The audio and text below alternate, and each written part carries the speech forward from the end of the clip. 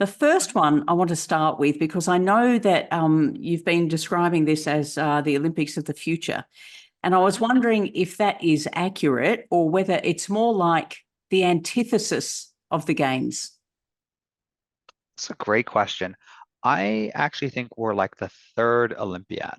So remember, the first Olympiad is in ancient Greece. Yeah. It's a pagan festival uh, uniting the Greek city-states. And then in 1896, Baron Pierre de Coubertin, who has quite a checkered history, if you know anything about him. He didn't want women included in the Olympic Games to begin with. I An don't think he ardent was alone back in 1896. Exactly. He was quite the colonialist also. So he then reinvents the ancient Olympiad for the colonial era, for the nationalist era. And then we are reinventing the Olympics once again for the 21st century. So you've spoken about making it, taking sport back to its roots. And I wonder what you mean by that and what your idea of sport is and where sport belongs in the next generation. Yeah, I don't think I've used the phrase taking sport back to its roots. That's inconsistent with how we describe things. We want to take sport into the future.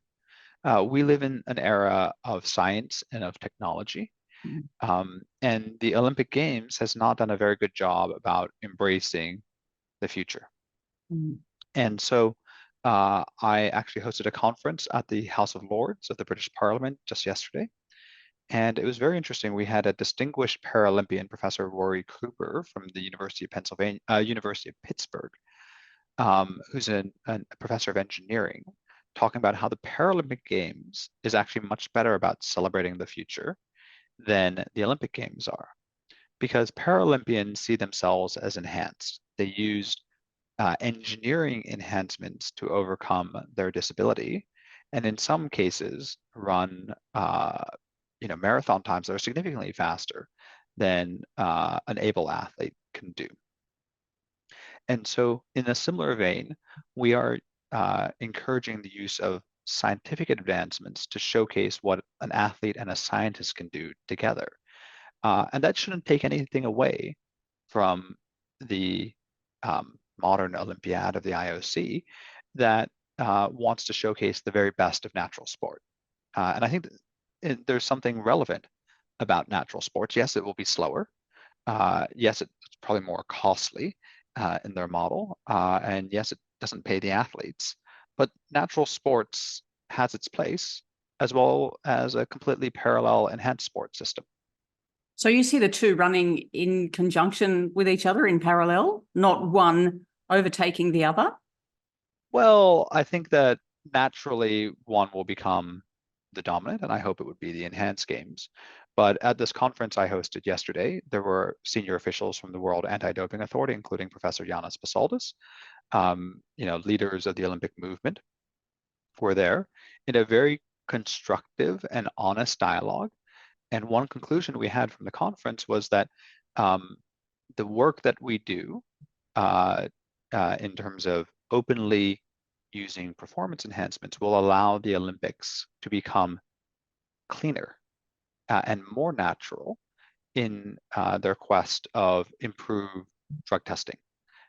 Because the scientific data we gather will allow WADA to develop higher quality testing apparatuses because they just don't have enough clinical data. Yeah, this is really fascinating. And I think, this is where there's been a lot of discussion in the past, especially with regard to WADA and anti-doping policies, that perhaps it's been much more of a policing model as opposed to a health model. But where do you draw those lines? And this has always been the difficulty, hasn't it, with doping, which is seen as cheating in traditional sporting terms. And, what can be used in order to improve somebody's health that is not seen as performance enhancing versus the other. And this has always been the argument. Yeah, and who made the Olympics the ultimate arbiter of truth and fairness in sports? they're self-appointed. And WADA is not an independent body. It is a wholly owned subsidiary of the International Olympic Committee. Top IOC officials sit on WADA. You know, Dick Pound, famously vice president of the IOC, created WADA in its modern instantiation, and there's no structural independence. And so the IOC is judge, jury, and executioner in the world of natural sports when it comes to determining this question of fairness.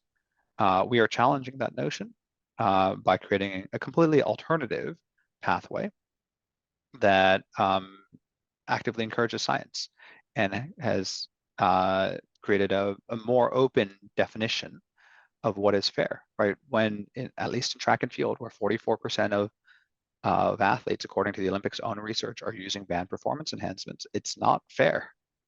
It's not honest. So let's create a fair and honest framework that athletes can compete in. So will there be any barriers in the enhanced games, or is it free for all? What are the rules around? Of course, it would never be a free for all. So number one, clinical supervision. Every athlete will need to be clinically supervised, and the drug testing system of the International Olympic Committee is about fairness. And in the Australian context, that's why it's called Sports Integrity Australia. It's about the fairness and the integrity of sport. It's not about safety. So the IOC has a fairness testing regime, not a safety testing regime. And so we will have a safety testing regime whereby our athletes will be rigorously monitored to ensure that they are healthy to compete. And at our conference yesterday, I had some of the best cardiologists in the world, and we were discussing exactly what are the biomarkers, what are the tests that we can do to ensure that our athletes are healthy and safe to compete, particularly from a cardiac standpoint. So that's number one. And number two, in terms of legality, we will only be allowing our athletes to use FDA-approved compounds. So legal, clinically prescribed compounds. So that leads to my next question. I've been thinking about this. How much of it is about sport, and how much of it really is about, supplements and pharmaceuticals, and this idea that we can all improve with age if we take the right substances? And in this regard, is it kind of a bit of a testing arena for that? That's absolutely right. So Matt Lawton, who's a journalist at the Times of London, said to me, he's interviewed me many times over the past year, and he said, "Oh, Aron, I finally get this. This is not about sports. This is about humanity as a whole." And I said, yes, that's exactly right.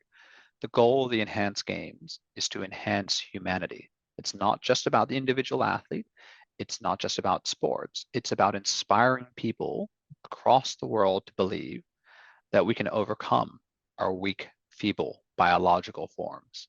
Aging is a disease that we should be able to treat, cure, and eventually solve.